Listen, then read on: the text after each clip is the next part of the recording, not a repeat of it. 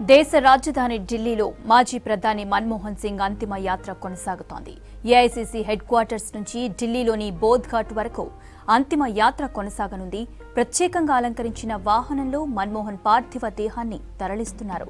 కేంద్ర సర్కార్ అధికారిక లాంఛనాలతో అంతిమ సంస్కారాలు జరుగుతున్నాయి. అంతిమ యాత్రలో కాంగ్రెస్ అగ్రనేత, ప్రధాన ప్రతిపక్ష నేత రాహుల్ గాంధీ ముఖ్య నేతలు పాల్గొన్నారు. అంతకుముందు ఏఐసీసీ హెడ్ క్వార్టర్స్ లో మన్మోహన్ పార్థివ దేహానికి నివాళులు అర్పించారు నేతలు. సోనియా, ఖర్గే, రాహుల్, ప్రియాంక సహా ఇండియా కూటమి నేతలు మన్మోహన్ భౌతిక కాయానికి పూలమాలలు వేసి అంజలి ఘటించారు. ప్రజలు, కాంగ్రెస్ నేతలు, కార్యకర్తల సందర్శనం తర్వాత అంతిమ యాత్ర మొదలైంది.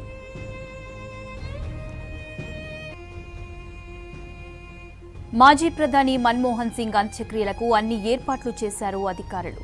ఢిల్లీ కశ్మీర్ గేట్ సమీపంలోని నిగంబోధ్ ఘాట్లో మన్మోహన్ సింగ్ పార్థివ దేహానికి అంత్యక్రియలకు కేంద్ర హోంశాఖ అన్ని ఏర్పాట్లు చేసింది. సైనిక లాంఛనాలతో రక్షణ శాఖ ఆధ్వర్యంలో మాజీ ప్రధాని పార్థివ దేహానికి అంత్యక్రియలు జరగనున్నాయి. అశ్రు నయనాల మధ్య మతపరమైన కార్యక్రమాలతో 11:45 అంత్యక్రియలు నిర్వహించనున్నారు. మాజీ ప్రధాని మన్మోహన్ సింగ్ మృతితో దేశవ్యాప్తంగా 7 రోజుల పాటు సంతాప దినాలు ప్రకటించింది కేంద్రం. సంతాప దినాల్లో దేశమంతటా జాతీయ జెండాను అవనతం చేశారు. విదేశాల్లోని హై కమిషన్ ఆఫీసుల్లోనూ నేషనల్ ఫ్లాగ్ ని అవనతం చేశారు.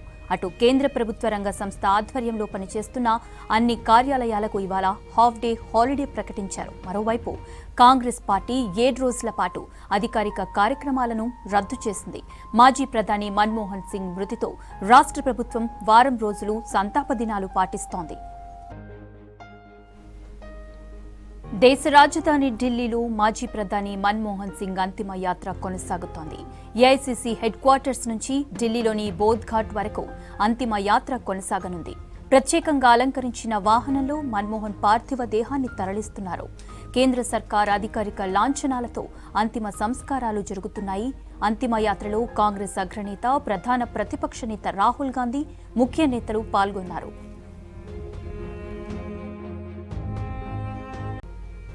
అంతకుముందు ఏఐసీసీ హెడ్ క్వార్టర్స్ లో మన్మోహన్ పార్థివ దేహానికి నివాళులర్పించారు నేతలు.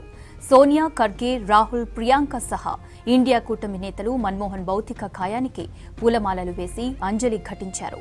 ప్రజలు, కాంగ్రెస్ నేతలు, కార్యకర్తల సందర్శనం తర్వాత అంతిమ యాత్ర మొదలైంది. మాజీ ప్రధాని మన్మోహన్ సింగ్ అంత్యక్రియలకు అన్ని ఏర్పాట్లు చేశారు అధికారులు. ఢిల్లీ కశ్మీర్ గేట్ సమీపంలోని నిగంబోధ్ ఘాట్లో మన్మోహన్ సింగ్ పార్థివ దేహానికి అంత్యక్రియలకు కేంద్ర హోంశాఖ అన్ని ఏర్పాట్లు చేసింది. సైనిక లాంఛనాలతో రక్షణ శాఖ ఆధ్వర్యంలో మాజీ ప్రధాని పార్థివ దేహానికి అంత్యక్రియలు జరగనున్నాయి. అశ్రు నయనాల మధ్య మతపరమైన కార్యక్రమాలతో 11:45 అంత్యక్రియలు నిర్వహించనున్నారు. మాజీ ప్రధాని మన్మోహన్ సింగ్ మృతితో దేశవ్యాప్తంగా 7 రోజుల పాటు సంతాప దినాలు ప్రకటించింది కేంద్రం. సంతాప దినాల్లో దేశమంతటా జాతీయ జెండాను అవనతం చేశారు. విదేశాల్లోని హై కమిషన్ ఆఫీసుల్లోనూ నేషనల్ ఫ్లాగ్ ని అవనతం చేశారు. అటు కేంద్ర ప్రభుత్వ రంగ సంస్థ ఆధ్వర్యంలో పనిచేస్తున్న అన్ని కార్యాలయాలకు ఇవాళ హాఫ్ డే హాలిడే ప్రకటించారు. మరోవైపు కాంగ్రెస్ పార్టీ 7 రోజుల పాటు అధికారిక కార్యక్రమాలను రద్దు చేసింది. మాజీ ప్రధాని మన్మోహన్ సింగ్ మృతితో రాష్ట్ర ప్రభుత్వం వారం రోజులు సంతాప దినాలు పాటిస్తోంది.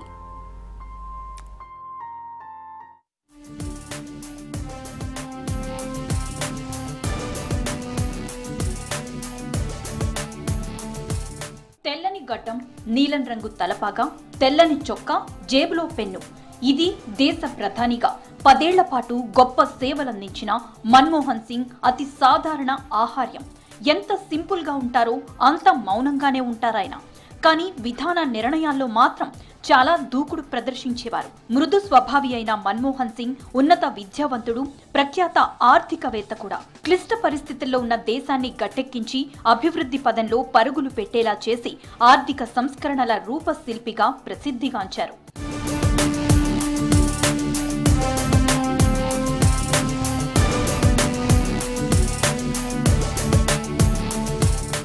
మన్మోహన్ కేవలం ఆర్థికవేత్తే కాదు, హాకీ ప్రియుడు కూడా. దీనికి పాక్ జాతిపిత జిన్నానే సాక్ష్యం. ఈ విషయాన్ని ఓ సందర్భంలో స్వయంగా మన్మోహనే చెప్పారు. వరుసగా 10 ఏళ్లు దేశానికి ప్రధానిగా పనిచేసినా, అంతకుముందు ఆర్థిక మంత్రిగా, ఆర్బీఐ గవర్నర్గా పనిచేసినా ఎక్కడా దర్పం ప్రదర్శించేవారు కాదు. చాలా సింపుల్ గా ఉండేవారు. ఎన్నో కీలక బాధ్యతలు నిర్వర్తించిన మన్మోహన్ పలు లగ్జరీ కార్లలో ప్రయాణించారు. అయినప్పటికీ తనకు మాత్రం అవేవీ నచ్చేవి కావట. ఒకే ఒక్క తన సొంత మారుతి 800 కార్ అంటే ఎంతో ఇష్టపడేవారు. మధ్యతరగతి కుటుంబం నుంచి వచ్చిన ఆయన సొంతంగా కొనుగోలు చేసిన ఆ కారుకు ఎంతో విలువనిచ్చేవారు.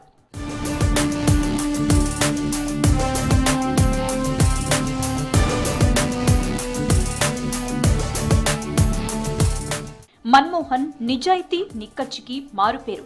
ఎందుకంటే 1992లో జరిగిన స్టాక్ ఎక్స్చేంజ్ కుంభకోణానికి నైతిక బాధ్యత వహిస్తూ 1993లో ఆర్థిక శాఖ మంత్రి పదవికి రిజైన్ చేశారు. అయితే అప్పటి ప్రధాని పివి ఆయనను రిజైన్ చేయవద్దని వారించారు. రాజకీయాల్లోకి రాకముందు పంజాబ్ యూనివర్సిటీలో ఢిల్లీ స్కూల్ ఆఫ్ ఎకనామిక్స్లో లెక్చరర్గా విద్యార్థులకు ఆర్థిక పాఠాలు బోధించారు. 1971లో కేంద్ర వాణిజ్య శాఖకు ఆర్థిక సలహాదారుగా నియమితులై కొద్ది కాలంలోనే ఆర్థిక మంత్రిత్వ శాఖకు ప్రధాన సలహాదారు అయ్యారు. ప్రణాళికా సంఘం డిప్యూటీ చైర్మన్ గా, ఆర్బీఐ గవర్నర్ గా, ప్రధానమంత్రికి సలహాదారుగా, యూజీసీ చైర్మన్ గా అనేక రకాల సేవలందించారు.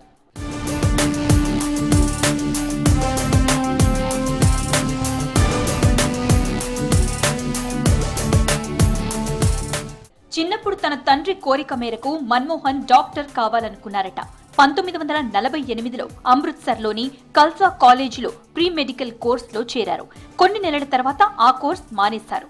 ఇంతలో డాక్టర్ కావాలన్న ఇంట్రెస్ట్ పోయింది. ఈ విషయాలను మన్మోహన్ కుమార్తె Daman Singh strictly personal Manmohan and Gursharan పుస్తకంలో రాశారు. ఆర్థిక మంత్రిగా, ప్రధానిగా దేశాన్ని ప్రగతి మార్గంలో నడిపిన మన్మోహన్ కేంబ్రిడ్జ్ యూనివర్సిటీలో చదువుకునే రోజుల్లో చేతిల్లో డబ్బుల్లేక చాలా ఇబ్బందులు పడ్డారట. ట్యూషన్ ఫీజు, రోజువారీ ఖర్చులన్నీ కలిపి ఏడాదికి 600 పౌండ్లు కావాలి. పంజాబ్ యూనివర్సిటీ 160 పౌండ్లే స్కాలర్షిప్ గా ఇచ్చేది. మిగతా ఖర్చుల కోసం మన్మోహన్ తన తండ్రిపైనే ఆధారపడాల్సి వచ్చేది. దీంతో చాలా జాగ్రత్తగా ఖర్చు పెట్టేవారట. యూనివర్సిటీలో సబ్సిడీపై చౌకగా వచ్చే భోజనమే తినేవారట. బయట తినేవారు కాదట. కొన్నిసార్లు తన తండ్రి పంపించే డబ్బు సమయానికి అందకపోతే చాలా ఇబ్బందులు పడేవారట. ఈ విషయాలను కూడా strictly personal Manmohan and Gursharan పుస్తకంలో తమన్ సింగ్ చెప్పారు.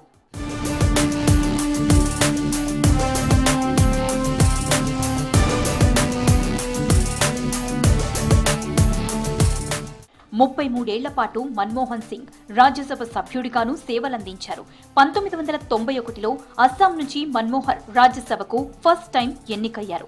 ఆ తర్వాత 1995, 2001, 2007, 2013లలో రాజ్యసభ సభ్యుడయ్యారు. సెంట్రల్లో బీజేపీ అధికారంలో ఉన్న కాలంలోనూ మన్మోహన్ రాజ్యసభలో కాంగ్రెస్ సభాపక్ష నేతగా వ్యవహరించారు. 1999లో మాత్రం ఒకసారి సౌత్ ఢిల్లీ నుంచి ఎంపీగా పోటీ చేసి ఓడిపోయారు. ఇక అప్పటి నుంచి ఎప్పుడూ ప్రత్యక్ష ఎన్నికల్లో పోటీ చేయలేదు.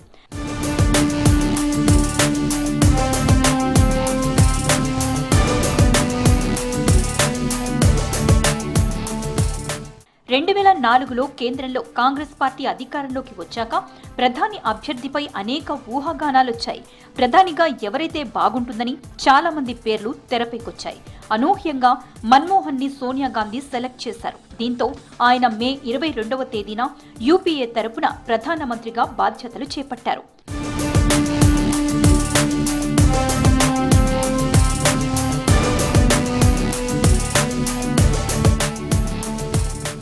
ప్రధానిగా మన్మోహన్ పనిచేసిన కాలంలో ఎన్నో కీలక నిర్ణయాలను కేంద్ర ప్రభుత్వం తీసుకుంది.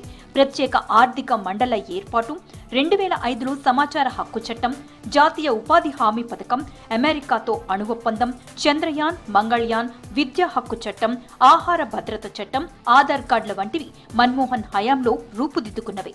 ఆయన హయాంలో అత్యధిక జీడీపీ 10.8% వృద్ధి రేటు నమోదైంది. వెనుకబడిన వర్గాలకు 27% సీట్లు కేటాయించారు. ప్రధాని పీఠాన్ని అధిష్ఠించిన తొలి హిందూయేతర వ్యక్తిగాను రికార్డు సాధించారు.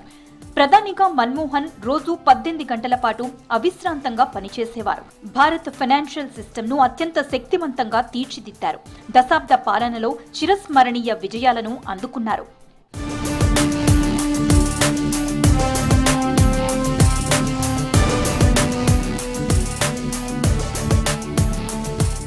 పదేళ్ల పాటు ప్రధానిగా పనిచేసిన మన్మోహన్ రోజుకు దాదాపు 18 గంటల పాటు అవిశ్రాంతంగా పనిచేశారంటే ఆయన పని పట్ల ఎంత నిబద్ధతగా ఉండేవారో అర్థమవుతోంది. బైపాస్ సర్జరీ టైంలో మినహా 10 ఏళ్ల కాలంలో ఎన్నడూ ఆయన సెలవు పెట్టింది లేదు. రోజుకు కనీసం 300 ఫైళ్లను పరిష్కరించేవారని చెబుతుంటారు ఆయన్ని దగ్గరుండి చూసినవారు. ప్రధాని అయ్యాక కూడా సంస్కరణలను కొనసాగించారు మన్మోహన్. అప్పటి ఆర్థిక శాఖ మంత్రి చిదంబరంతో కలిసి 8 నుంచి 9% ఆర్థిక వృద్ధి రేటును సాధించారు. మన్మోహన్ హయాంలో జీడీపీ వృద్ధి రేటు 9%కి ఎగబాకింది. ఇలా ఈ ఇద్దరూ కలిసి కూడా ఆర్థిక రంగాన్ని పరుగులు పెట్టించారు.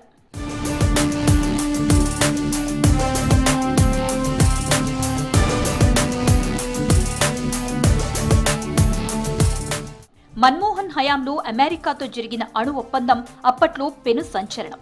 సోనియా సహా సొంత పార్టీ నుంచే తీవ్ర వ్యతిరేకత వచ్చినా దానిపై మన్మోహన్ ధైర్యంగా ముందుకెళ్లారు. ప్రభుత్వంలో భాగస్వాములుగా ఉన్న వామపక్షాలు మద్దతు వెనక్కి తీసుకుని హెచ్చరికలు జారీ చేసినా వెనక్కి తగ్గకుండా 2008లో అగ్రరాజ్యం అమెరికాతో అణు ఒప్పందం చేసుకున్న ధైర్యశాలి మన్మోహన్.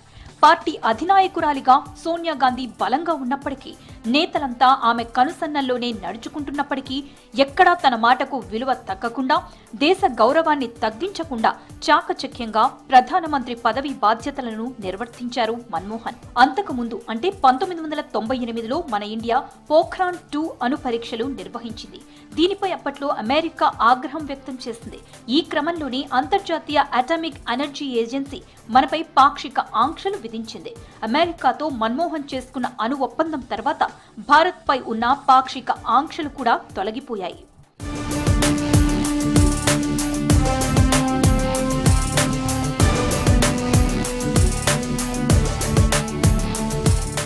మన్మోహన్ తన హయాంలో అమెరికాతో సత్సంబంధాలు నెరిపారు. తన హయాంలో ఆ దేశ అధ్యక్షులు జార్జ్ బుష్, ఒబామాలను భారత్కి రప్పించి ఇరు దేశాల మధ్య బలమైన సంబంధాలను ప్రపంచానికి చాటి చెప్పారు. నాటి అమెరికా అధ్యక్షుడు ఒబామాకు మన్మోహన్ అంటే ప్రత్యేక అభిమానం. అమెరికాతో అణు ఒప్పందం కుదిరిన 2 ఏళ్ల తర్వాత కెనడాలోని టొరంటో వేదికగా G20 సదస్సు జరిగింది. ఈ సదస్సుగా ఒబామా మన్మోహన్ పై ప్రశంసలు కురిపించారు. ప్రధాని చెబితే ప్రజలు తప్పకుండా వింటారనే మాటను మన్మోహన్ నిజం చేశారని కొనియాడారు. తాను రాసిన ఎ ప్రామిస్డ్ ల్యాండ్ పుస్తకంలోనూ మన్మోహన్ గురించి ఒబామా ప్రత్యేకంగా ప్రస్తావించారు. ఆయన ఎక్స్ట్రాడినరీ టాలెంట్ ఉన్న నిజాయితీపరుడు అని పోల్చారు. భారత ప్రజల శ్రేయస్సు, ఆర్థిక సంస్కరణల కోసం నిబద్ధతతో పనిచేశారని ప్రశంసించారు. తన సంస్కరణలతో ఎంతో మందిని పేదరికం నుంచి బయటపడేశారని గుర్తు చేశారు. తెలివైన, ఆలోచనాత్మకమైన, కపటం లేని నిజాయితీతో కూడిన వ్యక్తిత్వం మన్మోహన్ సొంతమని కొనియాడారు ఒబామా.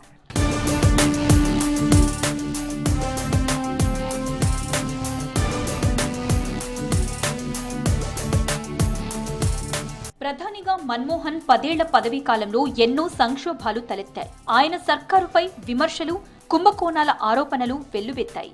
2G స్కామ్, బొగ్గు స్కామ్, కామన్వెల్త్, ఆదర్శ్ ఇలా చాలా కుంభకోణాలు ఆయన ప్రభుత్వాన్ని అతలాకుతలం చేశాయి. అయినప్పటికీ మన్మోహన్ పై నేరుగా ఎవరూ వేలెత్తి చూపలేదు.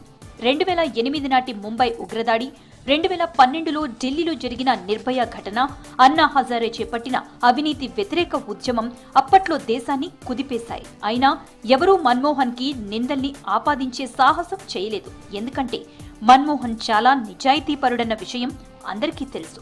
ముఖ్యంగా ప్రతిపక్షాలకు ఇంకా ఎక్కువ తెలుసు.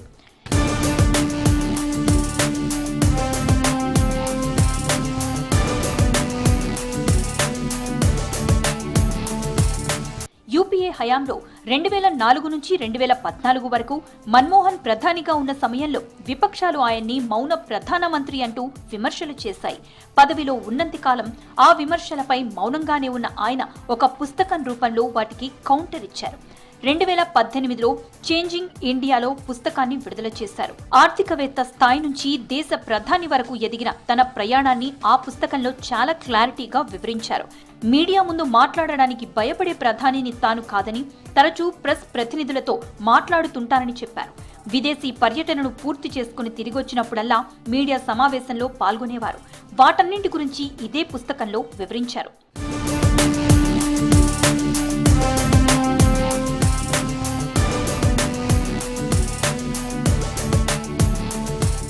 వృద్ధాప్య సమయంలో యాక్టివ్ పాలిటిక్స్ కి దూరంగా ఉన్నప్పటికీ ఈ ఏడాది జరిగిన లోక్సభ ఎన్నికల వేళ మాత్రం మన్మోహన్ తన గళాన్ని వినిపించారు.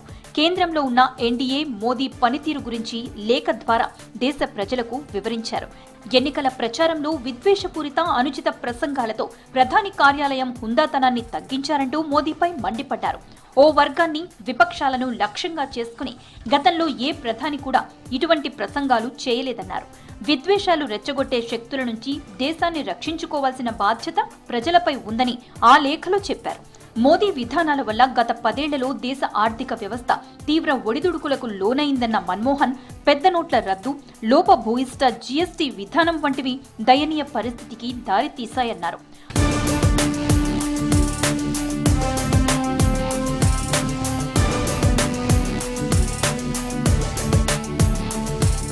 పార్లమెంటు సభ్యుడిగా దాదాపు 33 ఏళ్ల పాటు కొనసాగారు. ఆరోగ్యం సహకరించని పరిస్థితుల్లోనూ కీలక సమయాల్లో ఓపిగ్గా సభకొచ్చి నేటి తరం ఎంపీల్లోనూ స్ఫూర్తి నింపారు. ప్రత్యక్ష రాజకీయాల నుంచి, ప్రజా జీవితం నుంచి నిశ్శబ్దంగానే వైదొలిగినప్పటికీ దేశ ఆర్థిక రంగానికి వేసిన బలమైన పునాదులు ఆయనను ఎన్నటికీ గుర్తు చేస్తూనే ఉంటాయి.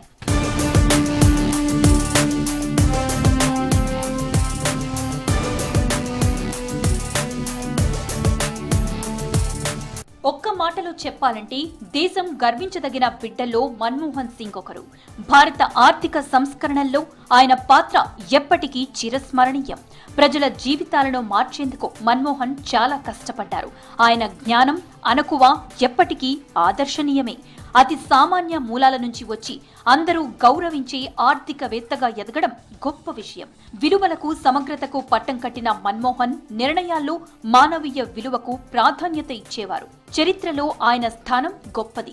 సరికొత్త ఆర్థిక సంస్కరణలతో దేశానికి దిశ, దశ చూపిన ప్రధానిగా మన్మోహన్ సింగ్ ని ఈ చరిత్ర ఎన్నటికీ గుర్తుంచుకుంటుంది. మన్మోహన్ మరణంతో భారత రాజకీయాల్లో ఒక శకం ముగిసింది.